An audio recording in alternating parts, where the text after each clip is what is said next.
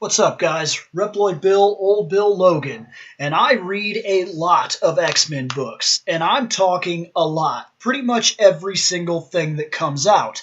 And while I'm not always up to date, I'm always finding backlog and new stuff that I can't wait to get my hands on and check out. So needless to say, I come across a lot of cool stuff. Some stuff cool, some stuff funny, some stuff dumb. Hey, it's X-Men. And while I can never guarantee that I'm current, I can always guarantee that I'm trying my hardest to keep up.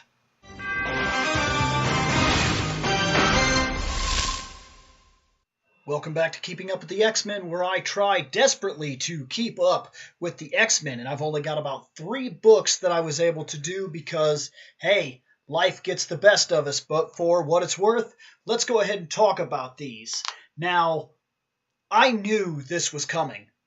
Without a doubt. I knew it. There was no doubt in my mind that Emma was not going to stand by forever and let this play out the way she is. Look, I like Emma Frost. I know that she's not necessarily a good guy. And I know that she falls into questionable territory. But I'm telling you, there is something there. There is something good about her, and she was not going to let this play through the way that they were wanting it to play through. She just wasn't. I knew she was playing a hand.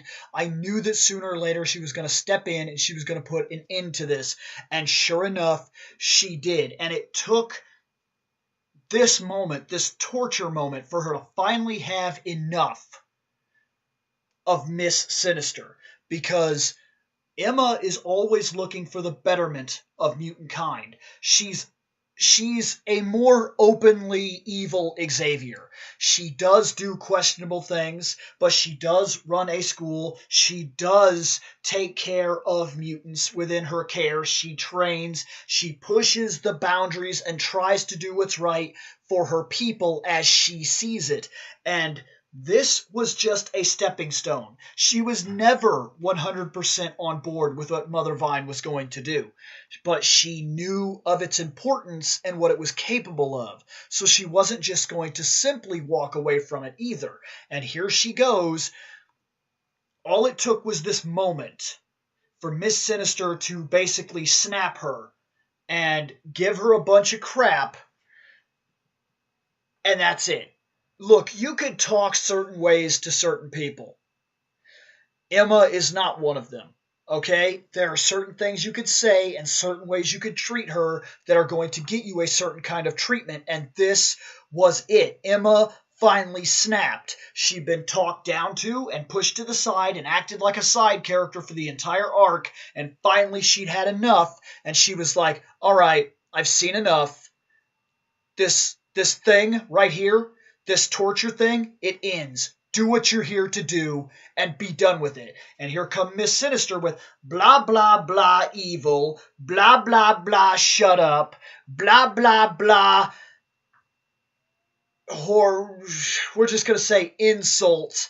And Emma had enough. So Emma releases the control on the mutants because she takes their mind over and sets them against Miss Sinister. Now, at first, this looks like it's just going to go to a big brawl against Miss Sinister. But Miss Sinister snaps her fingers, pow, and all these mutants, these 3 powerful mutants are put down immediately, which almost makes it look like Emma was in trouble. Then maybe Emma didn't know what she was doing and played the wrong hand. But Emma's not an idiot. She's been watching this situation. She's been a part of this situation. She knows her enemies. And very few times will you catch Emma off guard in a way that makes her the fool. She used those mutants knowing they were cannon fodder, knowing they were pawns, and she did exactly what she was supposed to do with those mutants. She utilized them as pawns. She sent them against Miss Sinister. Miss Sinister snapped her fingers and took the mutants out in a single hit because she has control of their DNA. but she doesn't have control of Jimmy. And while that was taking place, Emma was releasing Jimmy. All she needed was that 1 second for Miss Sinister to look away, and there it was. Bam! He's out of the confines, and he was on Miss Sinister, because just like his daddy before him, he doesn't like the poke and prod and medical experiment thing. He's mad, and Emma's more than fine with just letting him do what he does from now. She's got other things to deal with. So, there they went. It was amazing. So Emma goes downstairs to release the other mutants. Before she does this, she releases the confines of what was going on. When they were captured, she'd held them in check with her mental telepathy powers and had stopped them from being able to use their powers, which that's something. Look, these psychics, I know that they were played in the past to be like these jokes, like Jean Grey was the worst person on the team, but these psychics are not a joke. They are outrageously powerful. She just decided that they had no powers, so they had no powers. And now that she's released them, they break out and come face to face with Emma, who is on her way down there. Now, there is a confrontation at this point because they don't trust Emma, especially Zorn. They don't trust Emma. That's not their friend. But Emma has the trust of 2 major mutants right now. And those major mutants say, hey, she just helped us escape. This needs to be put behind us for a second. We need to move forward. And that's exactly what they decide to do. Also, there's a quip here that came down that I decided to throw in with Dakin kind of giving the thumbs up to Jimmy, saying, I see the family resemblance now that you've had the craziness and the claws and the popping and the rage, and I see that now. I can see how me and you and Dad, and I get it. We're family. Now, skip back to Magneto. He is currently attempting to cure what Mother Vine is doing. So he's taken Elixir out here, and Elixir is curing a lot of these people. He's pulling the effects off of these people and curing them. But he can't cure everybody. Some of these people actually did carry the mutant gene. And some of these people were always going to be mutants at some point or another. And so he can't help everybody. Some of these people are going to have to learn now that they are mutants. And this is a horrible thing, because these are people, some of them that had even made it past puberty, and their mutant gene was so far hidden and so tucked away that they were never going to be mutants.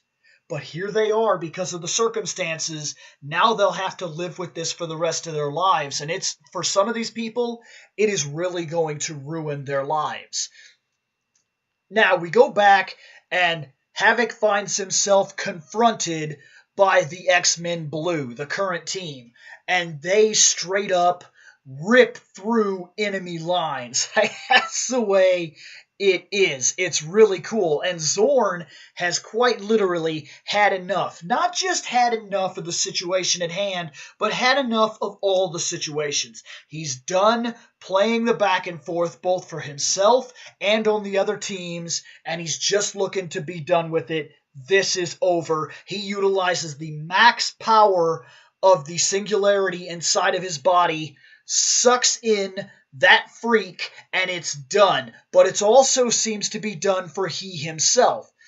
Havoc, of course, like an idiot, decides that he can fight all the X-Men Blue, which he can't, and Emma shows him straightforward that he can't when she literally goes inside him and reverts his mind. She pulls out all this craziness that's going on, all this hate and all this second personality. And she reverts him back to the Havoc that he was, once again kind of resetting the status quo, which has been something that's happening in Marvel right now. They're trying to put certain things back on track, and Emma's one of those characters that can do it. She just basically reset him. He's Havoc again. We don't have to worry about all the crap we may later on, but we don't have to worry about all the crap that brought Havoc into the place where he is right now and made him a bad guy. Havoc is now Havoc again. We can move forward from this point. Also, Jimmy has been cured. I'm not 100% what that means, but there you go. The end of this book is interesting because Emma goes to Magneto and she tells him, listen, I know what's been going on here, and I realize that we're not friends. I'm here to try to stop this before it becomes something. I did wrong, okay? But I did it for a reason, and if you can put this behind us, Magneto, please. This doesn't have to escalate to another war. Let this be dead. I saved your X-Men. I helped the team. I helped to stop Mother Vine. I did everything right. I may not have been there on the right side from the very beginning, but listen, let this be done. And Magneto turns around and looks her right in the face and tells her, during this whole thing, you caused me to have to hurt mutants that were in my care. And for that, there is no forgiveness. Yes, Emma, I'm coming for you. Yes, this is war. Prepare for it. That sucks. That sucks, the big one, because it puts us right back at that situation, the mutants fighting the mutants, and here, if he could let go of this hatred, which he can't, and for what it's worth, there is a little bit of it that I understand that he can't do that, but if he could, we could have just moved on from this point, but he can't do that, and because of that, we are moving towards another confrontation, and that sucks, because we really need to start uniting some of these X-Men. But hey, that's X-Men, that's comic books, that's what it is. That's all for that book. Now we need to move on to the next. So let's continue into the disappointment that is the next X-Men Blue. And it is, look, at first this book started out in a way that I thought was going to be cool. I really did. It's Jimmy. He's in the bar. He's kind of talking to a little redhead. Hey, that's kind of a father-son, father-like-son reference. She's kind of cute. She's talking to him. They're like, hey, she's like, hey, what about when I get off of work? You hang out with me. Only to be confronted by a bunch of bar hooligans, which looks like it's going to turn into your standard angry, it's time to do battle type of thing here. Jimmy pops his claws. He gets hit in the face with a pool cue. And then I lose all interest. Evidently, this story is continued over from the whole Venom thing that was taking place. I don't like the whole status quo Venom thing that's being taken right now. I really prefer the Agent Venom. I get it that Venom is something that everybody wanted to come back, and here he is, but Venom coming back did not need to be followed by some sort of stupid Venom event with poisons and blah blah blah. And so he's a poison, and the X-Men of course confront him, and they fight because that's what they have to do. And then during the fight, Dakin shows out of nowhere and he stabs Jimmy in the back, and that's it. And quite honestly, who cares? I'm just glad to be done with this issue and move on to something hopefully a lot better. From what I understand, the next issue is Dakin versus Jimmy, but it's Dakin versus Jimmy while Jimmy is taken over by the poison symbiote or whatever, so really, I don't know what all I'm going to have to say about that arc either. So let's go ahead and move on to a book that, I don't know, matters. So in our quest to read better X-Men stories, we do find something kind of interesting as the Adamantium agenda continues to pick up speed and become a better read over general as it goes on. This is important because I don't like reading bad comic books. I don't know how else to explain that. So, we start off with vague conversation of vagueness is vague. Wolverine reveals a secret to Tony Stark, and the secret is, of course, very secret, and it makes Tony's eyes get big, and Yeah. This is a normal writing trope in comics, and it does get old, but that's the gimmick. And the fact that writing in comics doesn't have to evolve too much is because there's always new people coming in. So I'm sure that this trope got somebody somewhere where they said, "Oh my God, what did he say?" But they could have just put it on the panel right there, and it just could have been oblivious to the other guys. And I realize that's not necessarily good storytelling. But if this drags out to be something that I don't care about, it's going to ruin this moment, and this moment's just going to seem stupid like it does right now. I do like the face-by-face comparison, but what are you going to do? So, going back to the sub, we cut off Sinister's hands because he's an idiot and he punches holes in submarines, and screw that guy, and he teleports away because no hands is no fun. Now, at this point, Tony Stark decides to give his best Superman impression, so he flies to the front of the sub that is sinking, and he pushes the sub out of the water like a Superman movie. I guess this is fine, but, can he do that? Is he that strong? That's a sinking submarine, and he just, whatever. I guess he's that strong, because there he is, and he's doing it. It's very much a Superman scene, and Tony Stark's very popular right now for reasons. And there it is, Superman Tony Stark. Enjoy that. But moving on from something I don't care about, because as you figured out by now, I do not like Tony Stark, nor do I care for much of anything that he does, including this moment. We go on to this is not the normal helicarrier. This is South Korea's National Intelligence Service helicarrier. And we go on to that, and we capture all the bad guys, and we put them away. And during this, while they're talking thank you and yada yada, there's this moment that I did want to put in here where I like that there's an inappropriate joke that's very easy to tell, and Spider-Man just can't go there. And the reason I wanted to bring this up is because, and I'm going to do a plug here for one of my buddies, because finally he's underway with his own show. He's doing Spider Tales, and though I do not agree with his episodes, very often me and him see Spider-Man in very different lights. Sometimes we agree. 80% of the time I feel like he has a bit of hero worship, and he loves Spider-Man a little more than... He loves Spider-Man in a way that kind of keeps him from questioning when Spider-Man does things that need to be questioned. But that aside, I still liked his show. It's very much like mine, so if you're enjoying mine, you probably will enjoy his. Keep in mind, he's just getting off the ground, and I went over there and I gave him a couple of pointers as to some of the things that I do and some of the stuff I think will help his show. But go check out Scott Action Jackson. Go look up GS79 here on YouTube. It's on... No, I'm sorry. He has his own thing for this. It's called Spider Tales, and it actually has its own YouTube. There's a playlist on GS79 if you're looking to check out Scott and Action Video Game Talk and the blog stuff that he does, like I have Reploid Productions. But go check that out. Go check out Spider Tales, and he's talking about Spider-Man. And I put this in here for two reasons. One, this feels like a Spider-Man moment.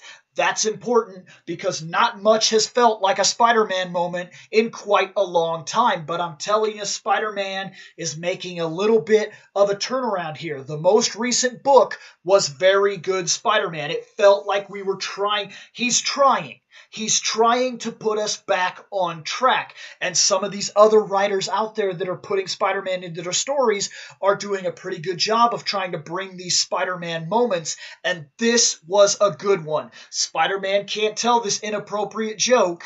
I know that's a small thing, but it felt like a Spider-Man moment. And if you would like to hear more Spider-Man moments, you just hop on over to Spider Tales, and we'll try to keep his show going because I think it has potential if he can just get it rolling.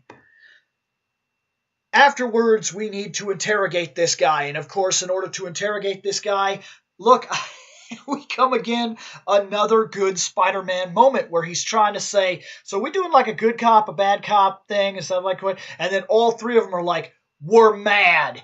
And they're about to punch faces, and he's like, oh, I see. So this is just going to be like, you guys are really angry cops, and I'm just kind of standing here quiet. So yeah, okay. Yeah, that's yeah. Let's do that. Let's do that. I'm just gonna hang back here. And there's something about this that once again feels like a Spider-Man moment. I know we're doing X-Men here, but look, guys, I have certain favorite heroes, and we will talk about them from time to time. Spider-Man is one of them. He's in my top 10 list. So when I see moments, especially when he crosses over with the X-Men and they get him right, I enjoy it. We then figure out from this thug that they are on this place, that Mr. Sinister's work laboratories, or whatever you want to call them, are in this place called the Desolation Islands. And Tony tells us that those are really hard to get to. In fact, they're pretty much impossible to get to. We can't fly under the radar. We're going to get caught if we go above, if we go below sea, if we go charging in. We're going to get caught. We're going to get shot. We're going to get dead. But because Deus Ex Machina Man actually has armors already pre-prepared for Luke, Jessica, Laura, and Spider-Man. Deus Ex Machina Man. So he flies them across the sea or whatever in his robot suits that he had pre-prepared, Iron Man suits for each one of these heroes. And when they get to this place, they kind of do a little bit of fighting here and there. But pretty much what it leads to is they discover that Mr. Sinister has stockpiled DNA from all around the world on almost everybody in the world. It's friggin' outrageous. There's a couple of vials of DNA, and they're all like cotton swabs and things like that. So it's very possible that he's been saving DNA tests and things like that from hospitals all around the world. Who knows how he got them, yada yada. But there is a moment in here where Tony actually says something that is intelligent. The last thing we want is a bunch of Wolverine clones running around. That's the nightmare situation. And Laura it's kind of funny. She's like, "Did you just call me a nightmare situation?" And he has to stop for a second, like, "Ooh, yeah, but, you see, don't kill me." That's a moment with Tony Stark that I like. Now, see, this is what I was talking about the adamantium agenda. If I have to give it to something about the adamantium agenda, I have to say it's doing a good job when you can take somebody that I do not like. I have no love for Tony Stark, and yet you can bring a book to my attention and write it well enough for me to see Tony Stark moments and say, that was good. That means your book is doing good. You are doing good. I am enjoying what you are putting down at this point. So good job. Honestly, good job. The Adamantium Agenda is doing very well. So that's only 3 X-Men books this time, and I'll try to get more the next time. But for right now, guys, as far as I've been able to go, there you go. That was This Week in X-Men. You are now all caught up with the X-Men. Later on, guys.